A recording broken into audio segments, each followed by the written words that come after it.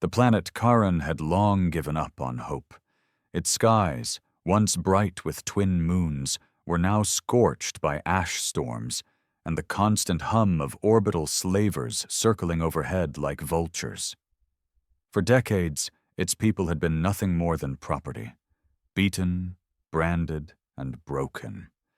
The Eldari Empire had crushed every uprising, every whisper of rebellion, with fire and silence. The last message sent into the void for help was nearly 40 years ago. Everyone believed it disappeared into the dark, like everything else the Eldari touched. Darren had been born in chains. He'd never seen stars without bars between him and the sky. His father, once a scientist, died working the mines.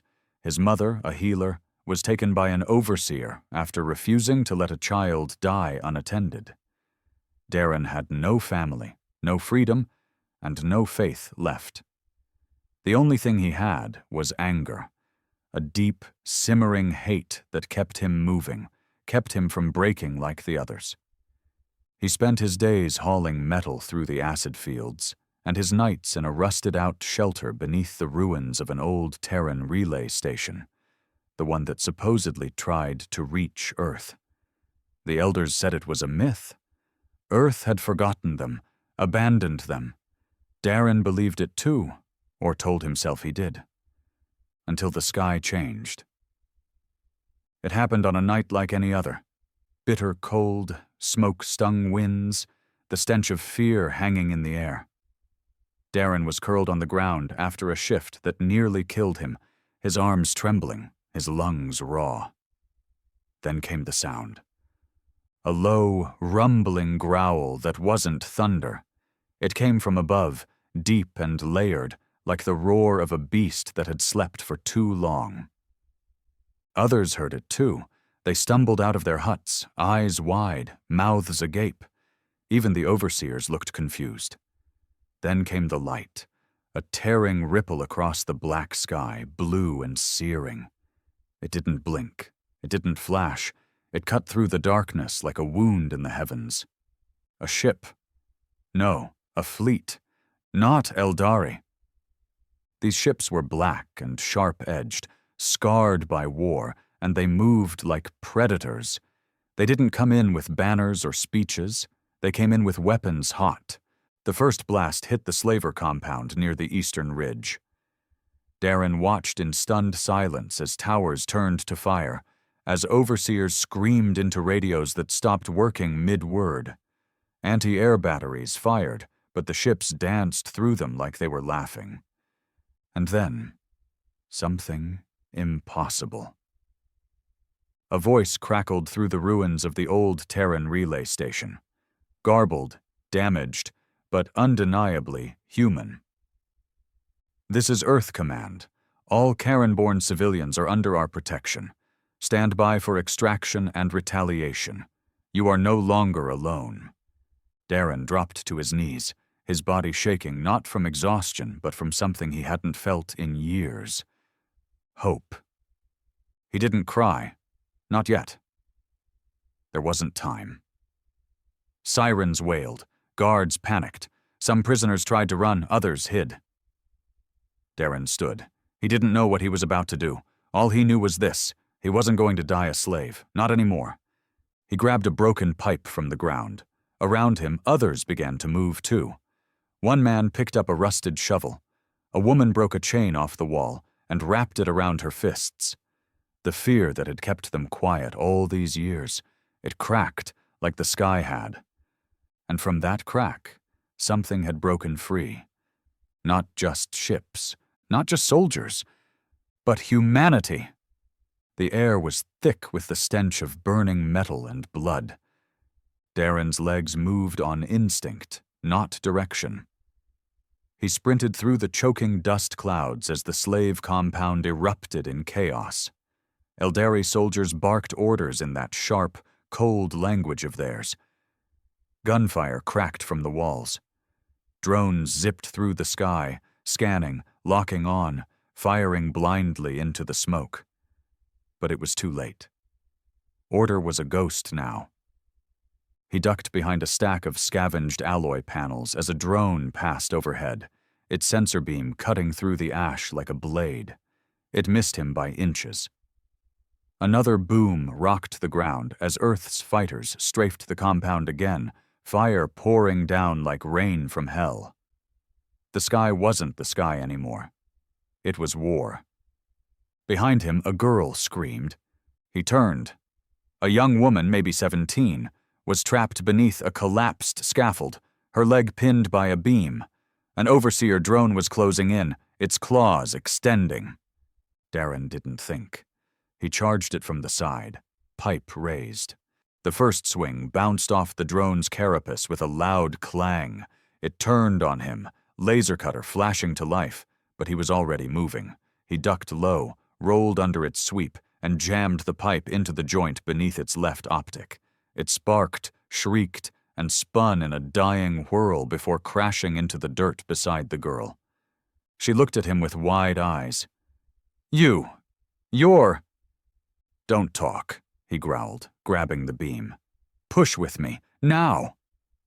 They heaved. Muscles screamed, backs arched. The metal gave way just enough for her to drag herself free, biting down on a sob. Her leg was mangled, but she was alive. Darren tore a strip from his shirt and tied it tight around her thigh. Get to the old fuel tanks. Hide inside them. If the human soldiers find you first, you'll be safe. If not... He paused. Fight. She nodded, tears streaking down her face. What about you? I'm not hiding. He rose and turned toward the central tower, the overseer's command post. If he was going to die, he wanted it to count. But he wasn't alone anymore. Around him, others were rising, a dozen, then 24. Men, women, old, young, it didn't matter. Slaves who had once been shadows now stood with blood on their hands and rage in their hearts. Some carried tools, others makeshift blades. One old man dragged a broken fence post like it was a war banner. They followed Darren. For the first time in his life, he was leading something. The march to the tower wasn't fast. Eldari forces were still dug in, and their rifles still cut men down like wheat. But they weren't prepared for this. Slaves refusing to run, refusing to kneel.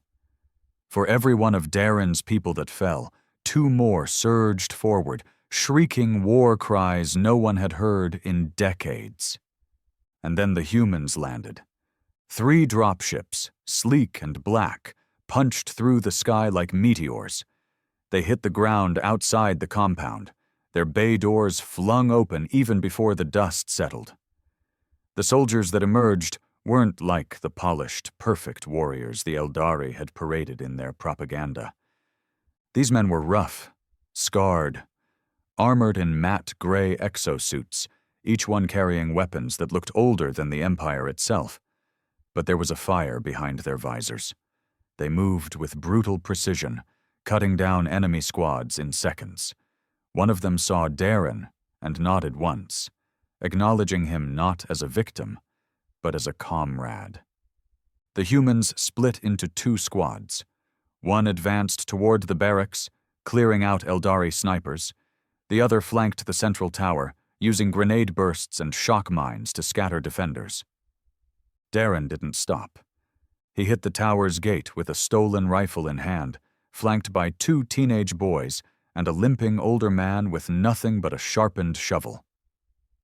Inside, the overseer captain, a towering Eldari in obsidian armor, waited with a shock baton and 3 guards. You filthy animals, the overseer hissed.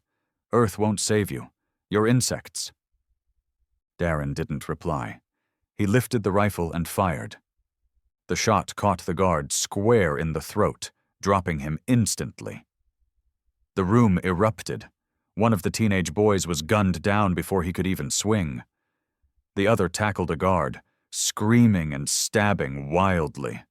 Darren locked eyes with the captain. They clashed in the middle of the room, baton against pipe. The Eldari was stronger, faster, trained to kill. He broke Darren's pipe in two and slammed the butt of his weapon into Darren's stomach, sending him sprawling. "You think this changes anything?" the Overseer snarled, standing over him. "We own this galaxy. You're nothing." Darren spat blood. "Then why are you bleeding?" The captain glanced down. Too late. The old man's shovel had been rammed into his side, slipping between armor plates. He screamed and turned, backhanding the old man across the room. But the distraction was enough. Darren surged up with the broken half of his pipe and drove it into the Overseer's throat. The alien gurgled, fell, and twitched once before going still. The silence that followed was thunderous. Outside, cheers echoed across the compound. More Earth ships were landing. More fires burned. The Eldari command network was collapsing, their signals cut, their air support gone. The humans were pushing through the outer camps now, their weapons shredding slave barricades. But only to reach them, not to hurt them. The people of Karen weren't prisoners anymore. They were survivors. A soldier approached Darren, his armor scratched, his rifle slung casually over his shoulder. His voice was deep, steady, and carried that calm only killers ever had. "You the one who started this mess?" Darren wiped blood from his mouth. "Guess so." The soldier offered a hand. "Name's Briggs. Earth Recovery Division. We're here to wipe the slate clean." Darren didn't take the hand. He looked around at the rubble, the bodies, the smoke. "Why now?" he asked. "Why after all this time?"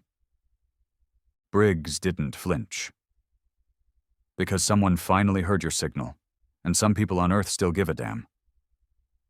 Darren stared at him for a long time. Then he took the hand. Not as a slave, not as a victim.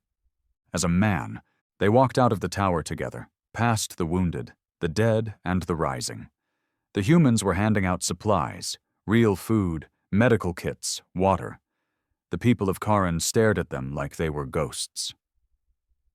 A woman approached Darren.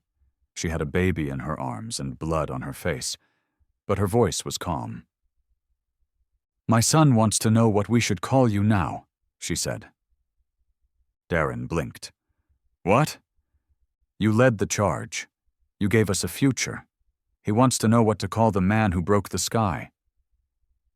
He didn't know what to say. But behind him someone murmured it, then another. "Breaker." The word spread. Darren the Breaker. He didn't feel like a hero. He felt tired, sore, and barely alive. But for the first time in his life, he didn't feel small. Not anymore. The fires hadn't stopped burning. Days passed, but the smoke still curled in the air like the ghost of every scream Karen had ever swallowed. What was left of the slave compound had become a triage zone. Makeshift tents, rows of stretchers, the constant drone of med scanners. This was what liberation looked like. Darren didn't sleep. He couldn't. Every time he closed his eyes, he saw the girl pinned beneath the beam. The boy shot before his blade even reached the guard. The captain's dying face, blood bubbling through his alien gills. All of it lived inside his skull now, and silence only made the memories louder. Earth's soldiers had set up command outposts around the edges of the ruins, perimeter guns humming quietly behind invisible barriers. Most of them didn't speak much. They kept to themselves, eyes always scanning, fingers never far from the triggers. Darren understood that look. They weren't here to comfort. They were here to finish what had been started. Briggs found him sitting on a collapsed column, watching the transport ships rise and fall in the ash-choked horizon. "Not celebrating?" the soldier asked, crouching beside him. "Celebrate what?" Darren muttered. "That we're still breathing?"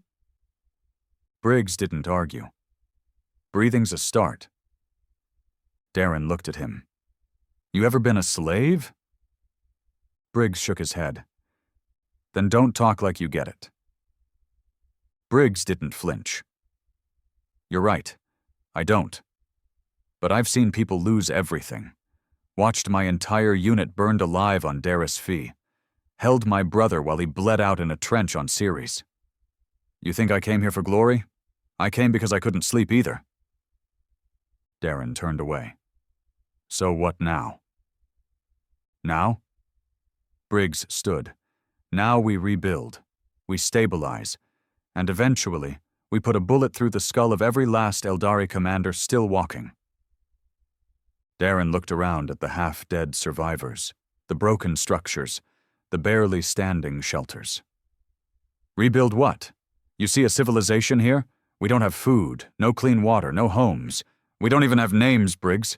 Most of us were born in cages. Briggs exhaled through his nose. We'll give you the tools. The rest's up to you. That pissed Darren off more than it should have. Oh, that's rich.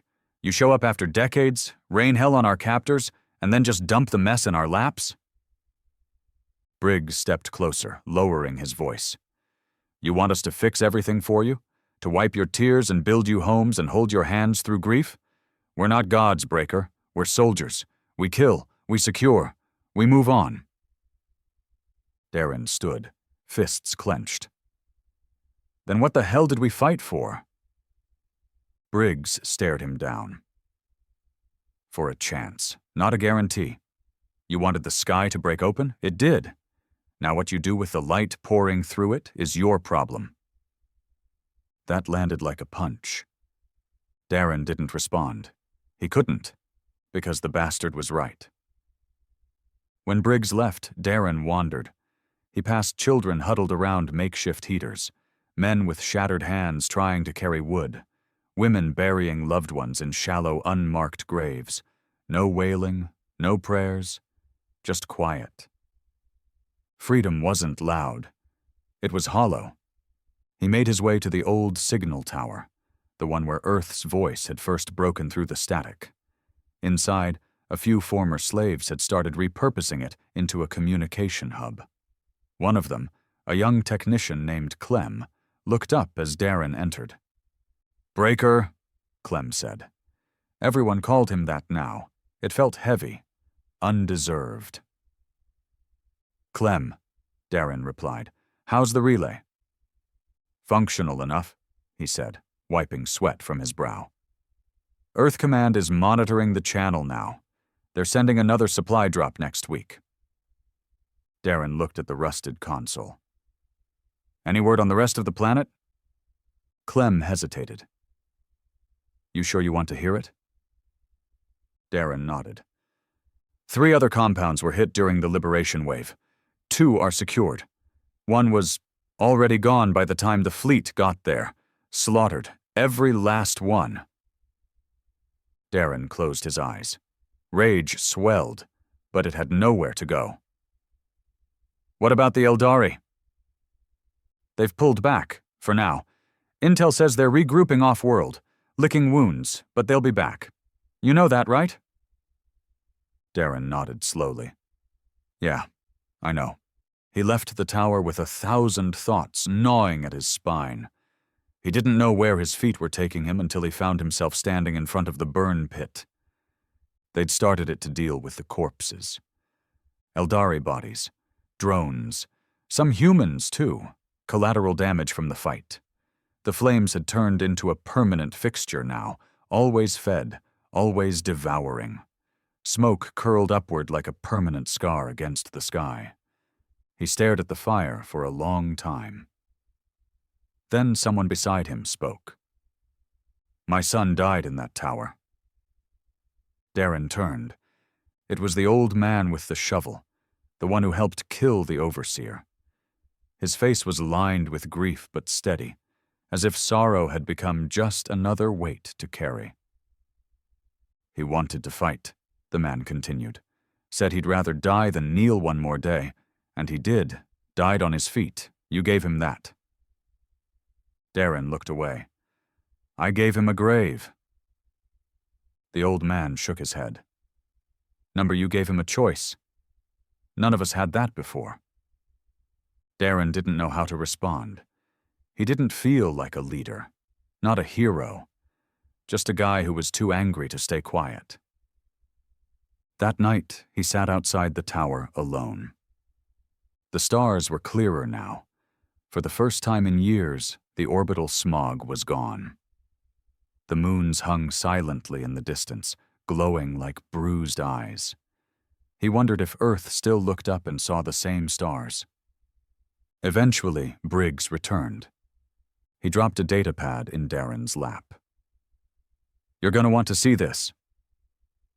Darren skimmed it. It was a report, a full file from Earth Command, lists of liberated camps, rebuilding projects, plans to form a council of Karen-born leaders to govern themselves under Earth's protective watch. But buried deep in the file was something worse. One Eldari ship had escaped. Not just escaped. Vanished. No tracking, no signal. And it had left from the sector containing the Eldari science bastion, known only as Facility 9. Darren looked up, dread sinking in. What were they doing there? Briggs shrugged grimly. Rumors say experimentation, bioweapons, brainwashing. They used prisoners as test subjects. Darren's chest went cold. He knew that name. His mother had whispered about Facility 9 before they took her, a place where slaves didn't die. They just stopped being themselves. Briggs saw the look on his face.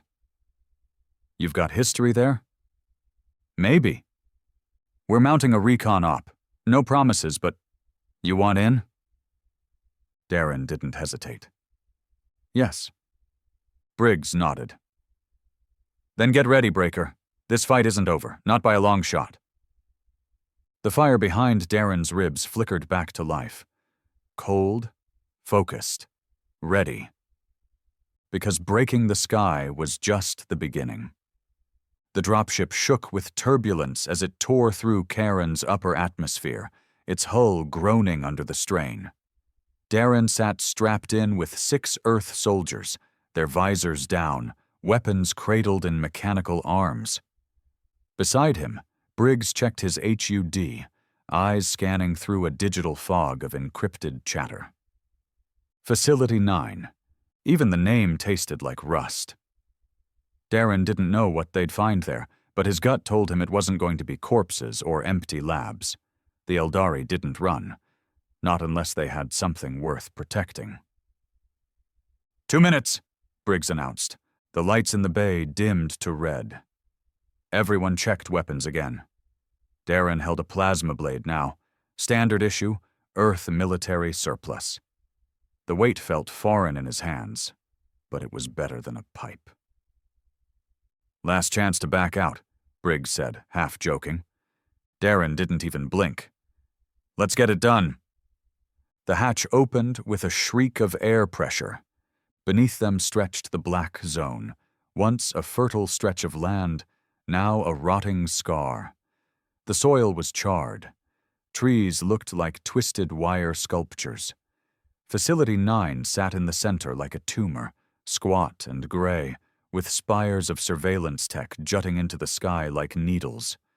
The team dropped fast and low, landing in a silent clearing behind a shattered wall of concrete. They moved in formation, rifles sweeping, helmets scanning for life signs. But the place was dead. No guards, no drones, just wind and dust. Too quiet, Briggs muttered. They breached the front gate with a coded spike, the heavy doors creaking inward. The stench hit them instantly. Chemical rot, burned flesh, the smell of things that weren't meant to be smelled. Inside, the walls were stained with something black and sticky. Lights flickered overhead. A trail of blood, old, dried, snaked along the floor deeper into the facility. Darren felt something cold crawl down his spine. They moved in tight formation, boots crunching over glass and bone.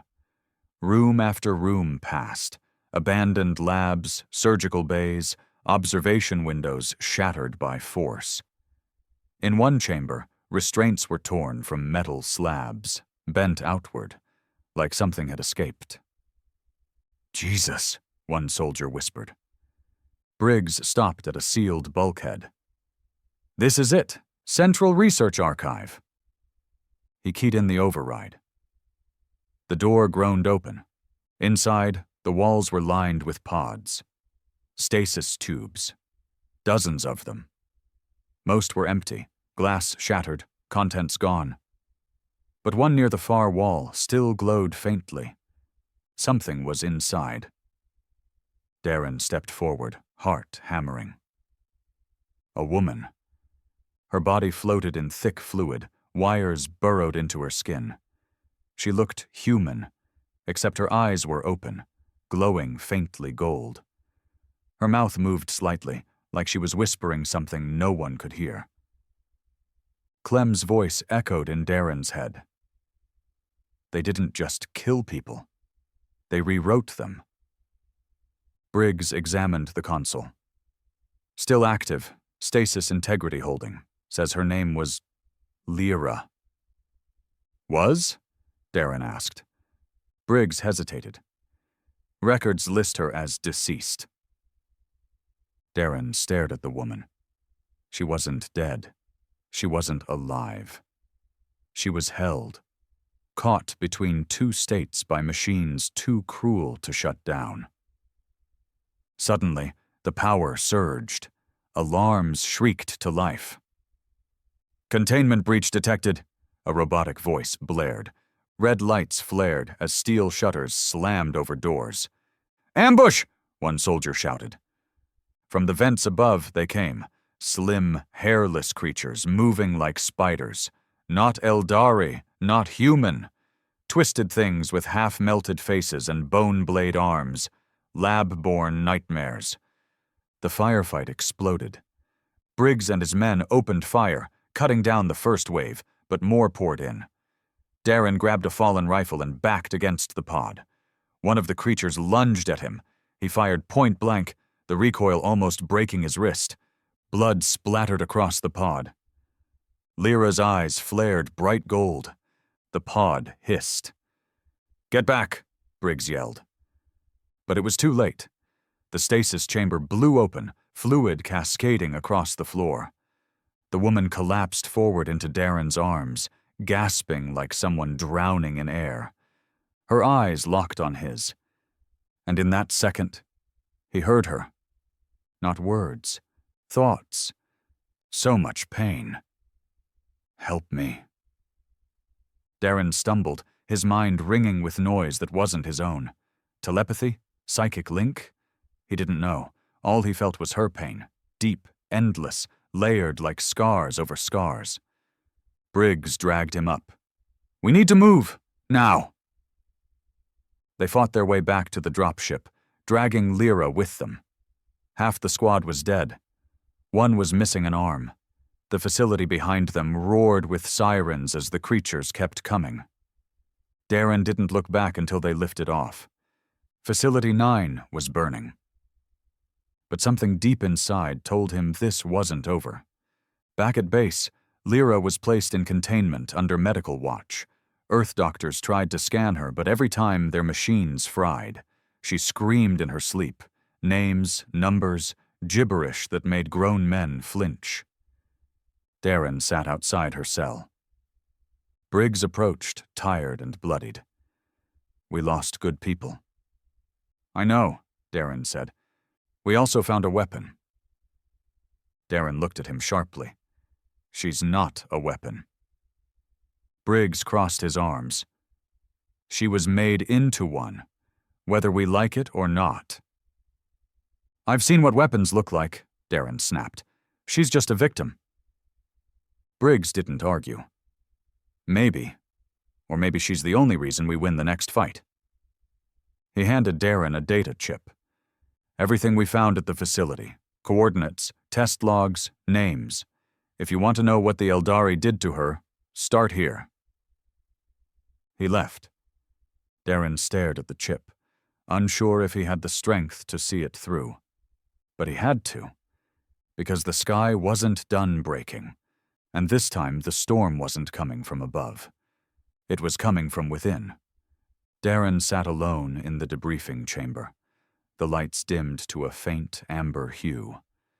The data chip Briggs had handed him hours ago felt like it weighed a ton in his palm. Outside the reinforced door, soldiers passed by, their boots clanking across the steel floor.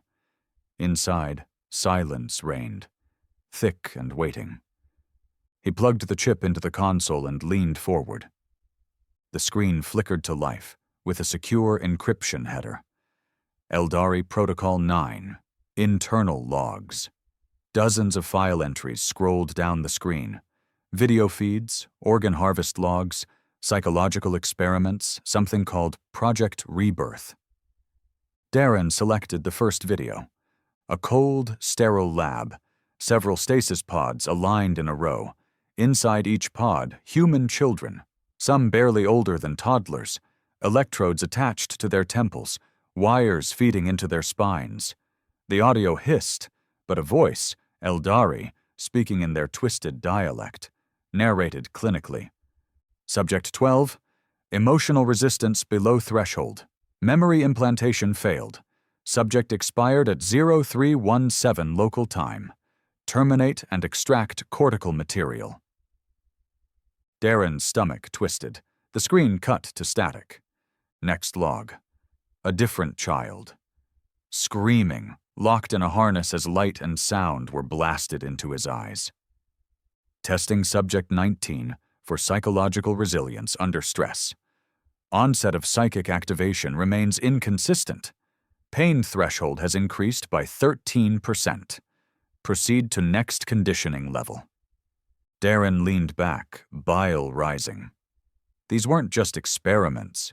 They were trying to reshape people, strip them of identity, build something else. Then he saw her. Lyra. Younger. Maybe 14. Her eyes hollow, her arms restrained. Unlike the others, she wasn't screaming. She sat perfectly still, watching the camera. The Eldari scientist spoke nervously.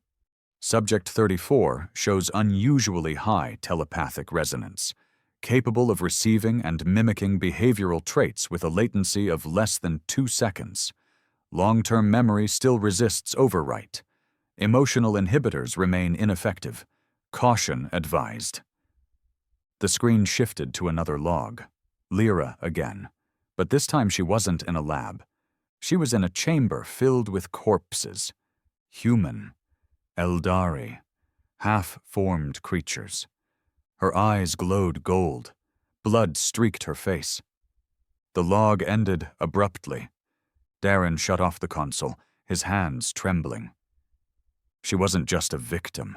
She was the result of something terrible, and she had survived it. But how much of her was still human? He had to know.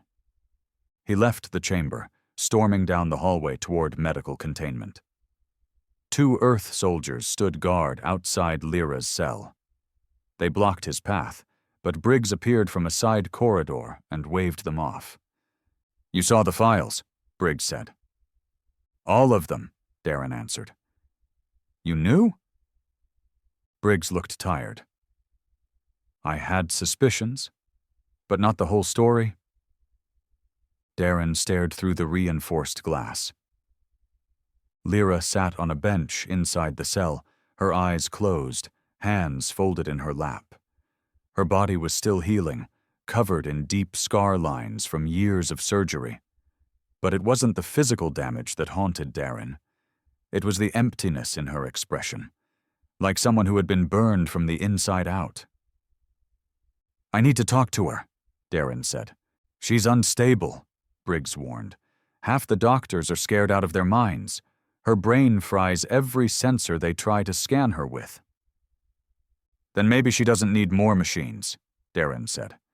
"Maybe she needs someone who's not afraid." Briggs nodded reluctantly. 10 minutes. You start losing control. I pull you out." The door opened with a hydraulic hiss. Darren stepped inside. Lyra didn't move. She kept her eyes closed as he sat across from her. For a long moment, neither of them spoke. Then she said, in a voice dry like paper, "You saw what I am." "You're not a thing," Darren said carefully. Her eyes opened. "I was, for a long time. They made sure of that." There was something beneath her voice. A tremor. Rage, buried so deep it had no surface. "I saw the footage," he admitted. "The tests, the rewiring." "They didn't break me," she said. "They tried, every day, for years." Darren leaned forward. "What did they want from you?" She looked up, her eyes locked onto his. "They wanted to weaponize emotion, turn pain into energy, turn love into control. They wanted to turn humans into living code. Programs that could mimic loyalty, erase rebellion." Her lip trembled. "They failed." "With most, but with me." She swallowed. "I think they almost succeeded." Darren said nothing. Let her talk. "I still hear them sometimes," she whispered. "The scientists, their voices, their commands. I can feel when someone's lying to me. I can read fear like a language. And sometimes I want to hurt." She gripped the bench so tightly her knuckles turned white. "I didn't ask to survive," she said. "I just didn't know how to die." Darren sat beside her. "I know what they did. But I also saw what you did back there. You didn't lash out. You didn't run. You came with us." She nodded slowly. "Because I hoped maybe someone would treat me like a person again." He looked at her. "I'm not afraid of you." Her eyes searched his face. Then, slowly, for the first time, something shifted. A crack in the armor. Tears welled up, but didn't fall. She turned away. "You shouldn't be here," she said softly. "I'm not safe." Darren stood. "Neither is anyone else. But that doesn't mean you don't belong." As he turned to leave, she said, "They'll come for me. The Eldari, they'll want me back." "I know," Darren said. "Let them try." He walked out, past the guards, past Briggs, past the cold stairs. The next day, a council meeting was held. Earth officers, survivor representatives, militia leaders. Darren stood before them, the chip in his hand. He told them what Facility 9 really was. He told them about Lyra, about the failed experiments, about the living weapons the Eldari were building, not just soldiers, but infiltrators, people who looked human, sounded human, but were programmed to destroy from within. And he told them the truth. "They weren't trying to win a war," Darren said. "They were trying to erase us. And we're not just fighting for territory anymore. We're fighting for the right to remember who we are." The room fell silent. Then someone clapped. Another joined in, and soon the entire room stood in silent agreement. The war wasn't over, but the purpose was clear now. Humanity had broken the sky. Now they had to burn what lurked beneath it. The War Council splintered the moment Lyra's name came up. Arguments erupted. Voices rose like gunfire, accusations flying across the makeshift war room. Some commanders demanded she be put down. A sleeper weapon, an Eldari experiment, a ticking bomb. Others argued she could be their greatest asset. Darren stood at the center of it all, eyes burning as the room tore itself apart. "She's not a monster," he snapped, voice cutting through the noise. "She's a victim of what they did to all of us. If she had any intention of hurting us, we'd already be dead." A bald officer with a scar across his jaw slammed a fist on the table. You don't know what she's capable of. You saw the footage. She tore apart an entire lab with her mind." "She was a child when they did that," Darren shouted back. "What would you have done?" Briggs leaned forward, arms crossed. His voice was calm, but sharp as broken glass. "It's not about what she did, Darren. It's about what happens next. If the Eldari send forces back for her, what do we do? Hand her over? Let them flatten this outpost to take her back?" "No one's handing her over," Darren growled. "Not while I'm breathing." Silence followed. He looked around the room, at the tired, desperate faces of survivors who had bled and buried too many already. "You all want a reason to fight," he said. "A purpose beyond just surviving? She is that reason. What they did to her, they're still doing to others. Facility 9 wasn't the only one. She's proof. Proof of how far they'll go to unmake us." He paused. "You want to win this war? Then stop being afraid of what they built and start fighting for who they tried to erase." It was a hard silence this time, but no one argued. The meeting ended with a split decision. Lyra would remain in protective custody under Darren's supervision until further analysis of her capabilities. Any sign of aggression and command would intervene. It wasn't a victory, but it was enough. The days that followed were tense. The compound bristled with armed patrols, drones hummed above, survivors trained with Earth soldiers, turning grief into discipline. Darren trained with them too. He needed to stay sharp, needed to be more than just a symbol. But his mind always wandered back to her. Lyra. He visited her every day. Sometimes they talked, sometimes they sat in silence. Once, he brought her a tattered novel from a scavenged box of Earth relics, Frankenstein. She read it cover to cover in one night. "I understand the monster," she said softly the next day. "But I don't think I hate the creator enough." Darren didn't know what to say. One night, the alarms screamed. Darren bolted upright from his cot, grabbing his rifle before the lights even flickered red. He sprinted through the corridors as soldiers barked orders, people scattered, children cried. Then a blast shook the western wall. He reached the command deck just as Briggs arrived. "Status? Unidentified contact. One Eldari dropship breached our outer perimeter. No full assault, just one ship. No gunfire yet. It landed outside the crater pass." Darren's blood went cold. "They came for her." Briggs nodded grimly. "We expected this." Darren didn't wait for permission. He turned and ran toward the containment wing. He found her already standing at the glass when he arrived, fully dressed, calm. "They're here," she said. "How do you know?" "I heard them, in my head, like they never left." "Are they talking to you now?" She shook her head. "Number they're listening." Darren opened the door and stepped inside. "We have to move you." She didn't move. "They won't stop. You know that, right? No matter where you take me." "Then we make our stand here." She looked at him. "I'm not sure you understand what I can do." Darren stepped closer.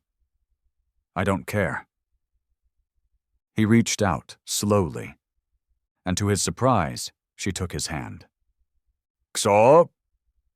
They moved her to the underground core, Earth's most secure bunker on Karan. Only authorized personnel allowed, no signals in, no signals out. She didn't protest. Outside, the camp fortified. Turrets armed. Scouts watched the crater for movement. But the Eldari didn't attack. They sent a message. A drone hovered just outside range, projecting an image into the sky above the compound. An Eldari officer, face pale and inhuman, speaking in a universal dialect. "You are harboring Subject 34. She is property of the Eldari sovereign mind. You have 72 hours to release her or face full planetary cleansing. No bluff, no negotiation, just extermination. Darren stood beneath the projection, fists clenched. Beside him, Lyra watched silently. Then she turned to him. "If they get me," she said, "they'll use me to find others. I can feel it. There are more like me. Buried, hidden, sleeping. If they reawaken me, I'll lead them straight to the rest." "You're not going anywhere," Darren said. "We fight." She looked up at the stars. They don't care about death the way we do. That's what makes them dangerous. But it's also what makes us harder to break. He nodded. "Then let's make them regret coming back." The hours ticked by. Defenses were doubled. Evacuation protocols prepared. Earth Command authorized full combat engagement if even one Eldari scout breached airspace. But Darren didn't sleep. And neither did Lyra. The night before the deadline, she spoke. "If it comes to it," she said, "don't let them take me alive." Darren met her eyes. "Don't ask me to do that." "I'm not asking, I'm trusting you." He reached out, touched her hand. It was trembling. "You're not just a weapon, and you're not alone anymore." Her voice broke. "I want to believe that." And somewhere in that bunker, between war plans and whispered dread, something raw passed between them. Not lust, not romance. Recognition, two people carved by pain, refusing to break. Together. The 72-hour deadline expired in silence. No warning shots, no negotiation, no further threats. Just the hum of anticipation, the kind that prickled under the skin and tasted like metal in the mouth. Soldiers lined the ramparts, turrets rotated, drones patrolled in aggressive sweeps. Everyone waited. Darren stood on the main watchtower, staring toward the crater pass where the Eldari dropship had landed days ago. A line of shadow danced across the horizon. Heat signatures flickered in the dust. Then, without sound, movement burst through the mist. Dozens of Eldari assault units emerged, sleek, insectile walkers with mounted plasma lances. Behind them, floating carriers, organic-looking crafts pulsing with blue energy, descended in synchronized formations. The ground quaked beneath them, a low mechanical rumble building in waves. "They're not posturing anymore," Briggs said beside him, his voice low. "This is execution." Darren clenched his fists. "Then let's make them choke on it." He ran down the tower steps toward the command deck. Inside, tactical officers fed real-time updates to field commanders through neural links. Holograms displayed enemy movement patterns, disciplined, surgical, merciless. The Eldari weren't playing games. Briggs turned to the team. "Defensive lines Alpha through Delta. Hold position. Artillery lock on primary walkers. Send anti-air to Grid 4. Hold them off the flank. Darren, get to the core. Stay with her." Darren didn't argue. He knew his place wasn't on the front lines. Not now.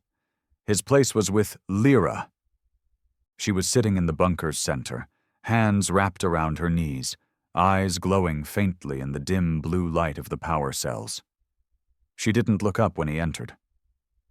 "They're coming," she said. "I know. I can feel them crawling across the edges of my mind, whispering." Darren knelt in front of her. "You're not going back." She looked up. "And if they kill you trying to reach me? Then they'll have to step over my corpse." She blinked, and something changed. Her fingers uncurled, trembling less, her shoulders pulled back. She exhaled slowly, like she was letting go of something ancient and cruel. "I can help," she said. "Lyra. Number, I mean it.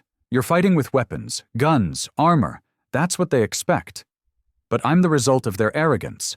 I'm the wound they left on humanity." He stared at her. "What are you saying?" "I can find them, their minds, their intentions. I can twist it, not all of them, but enough." He hesitated. "You said using your powers hurts." "It does, but dying hurts more." Outside, the ground shook again. "They're inside the perimeter," Briggs barked over comms. "Delta wall breached. Contact in Sector 9. Multiple casualties. Medical teams compromised." Darren cursed under his breath. "Do it." She closed her eyes. The moment her mind reached out, the air changed. It became dense, electric.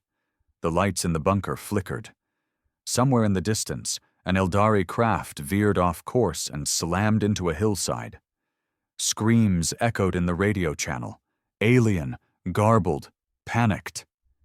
Then another walker collapsed, spasming, its operators shrieking as they tore at their own skin inside. Darren turned toward the tactical screen. Enemy forces were breaking rank. "Briggs," he said into the comm. "She's doing it. They're scattering." "Confirmed," Briggs replied, voice tense. "They're confused, some firing on their own. Our line's holding barely." Lyra's face contorted, jaw clenched in agony. Blood leaked from her nose. Her fingers twitched violently. Her breathing became ragged. "Stop," Darren whispered. "Lyra, that's enough." She shook her head. "Just a little more." And then something hit her back like a hammer. A shockwave rippled through her body and threw her against the bunker wall. Sparks flew. Consoles burst. Darren screamed her name and rushed forward, catching her before she hit the floor. She convulsed, eyes rolling back. But even in her collapse, her mouth kept moving, muttering names, locations, coordinates. His name. "Darren. They saw me. I saw them." Then she went still. Darren checked her pulse. Faint. But there. He laid her on the floor, gripping her hand. Above, the battle shifted. The Eldari's main column buckled as more units turned erratic. Earth's ground troops pressed forward, pouring into breaches. Explosions lit up the sky. 2 of the alien carriers crashed into each other mid-air, falling like dying gods. But victory didn't taste like triumph. It tasted like blood and smoke. And fear. Lyra was unconscious. Her body was hot to the touch, her veins glowing faintly beneath her skin. Something had changed. Maybe permanently. Briggs appeared in the doorway, dust-covered and limping. "We broke them. They're pulling back." Darren didn't even look up. "She did that." Briggs knelt beside her. "And she nearly killed herself doing it." "She saved us." Briggs nodded. "I'll give her that." The base was secured by nightfall. Eldari wreckage lay scattered across the horizon, their tech already being salvaged by Earth recovery teams. The victory was real. Tangible. But no one cheered. Too many dead. Too many burned. And one girl who might never wake up. Days passed. Lyra didn't move. Earth medics tried every scan, every neural treatment protocol. Nothing worked. It was like her mind had withdrawn, like it had gone somewhere else. Darren never left her side. He fed her by hand, cleaned the blood from her nose and lips, sat beside her bed and whispered stories from the world she never knew. About oceans and forests and rain that didn't sting. He told her things he'd never told anyone. About how he used to dream of being a pilot, even though he'd never seen a sky that wasn't blocked by slave grids. About his father's voice, and the way his mother used to sing when she thought no one was listening. About how, in the pit of his anger, he never thought he'd meet someone who could make him believe in something again. "You did," he whispered one night, brushing hair from her face. You made me believe. And then, just as he turned away, she spoke. Did I break the sky again?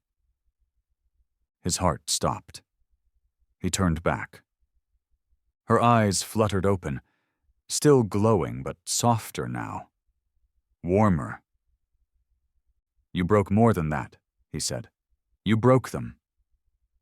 She looked at him, weak but alive. I'm still me? He nodded. Yeah, you are. She let out a breath. Good. I was afraid I wouldn't come back. He leaned forward, pressing his forehead gently to hers. You came back. Outside, the camp began to rebuild.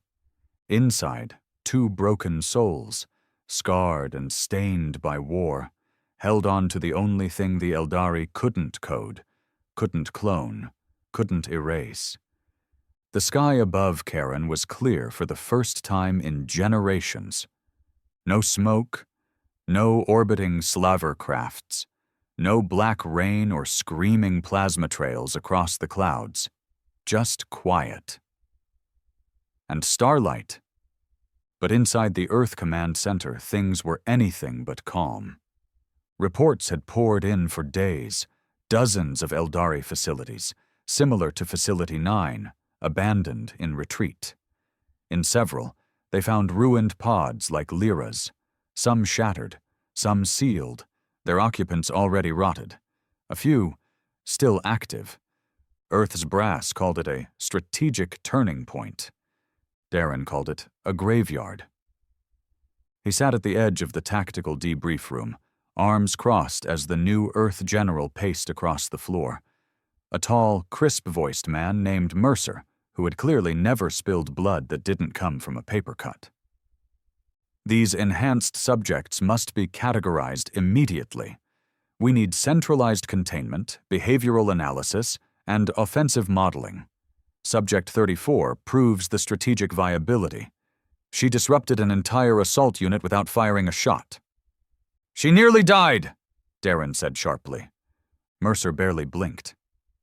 And yet she didn't, which makes her more valuable than ever. She's not a blueprint. She's an asset, Mercer snapped.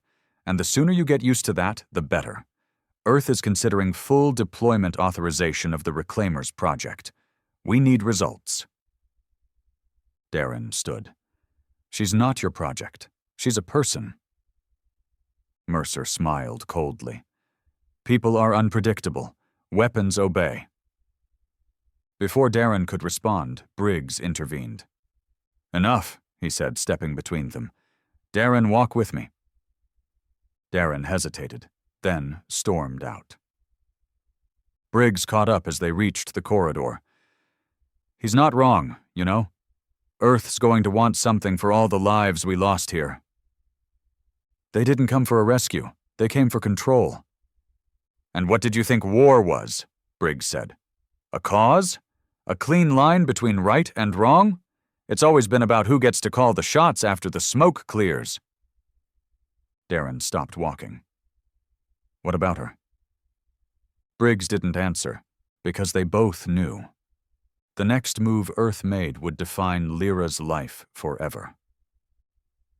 That night, Darren found her sitting near the old comms relay, the one that once cried into space for help no one answered.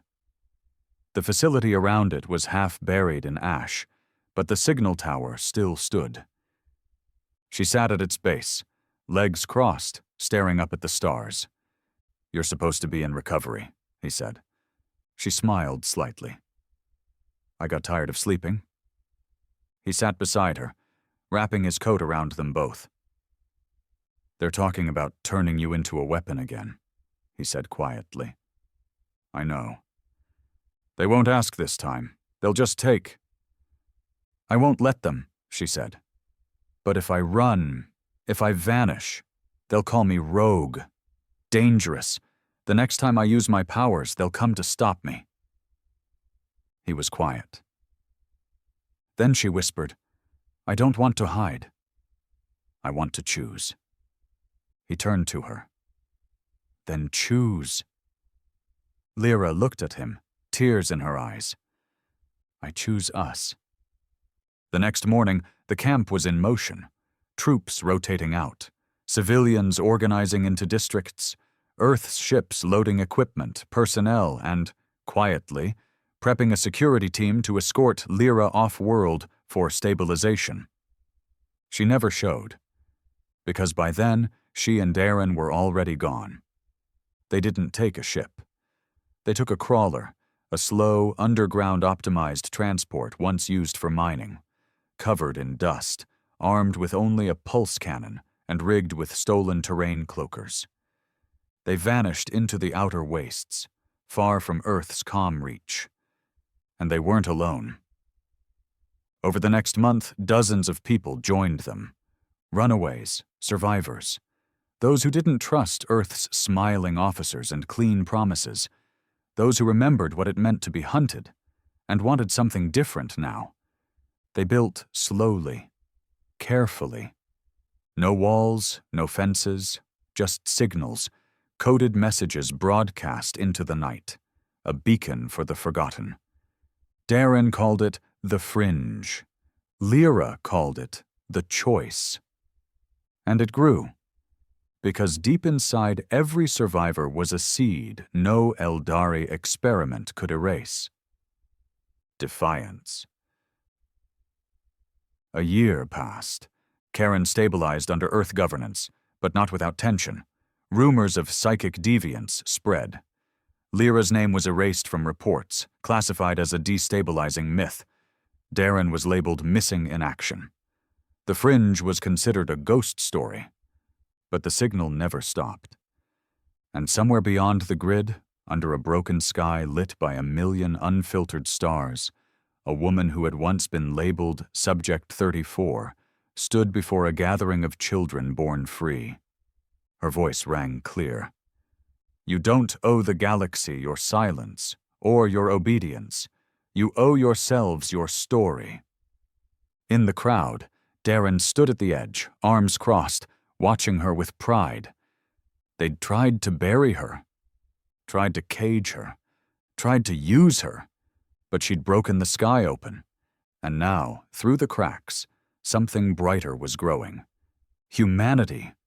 Real. Raw. And finally, free.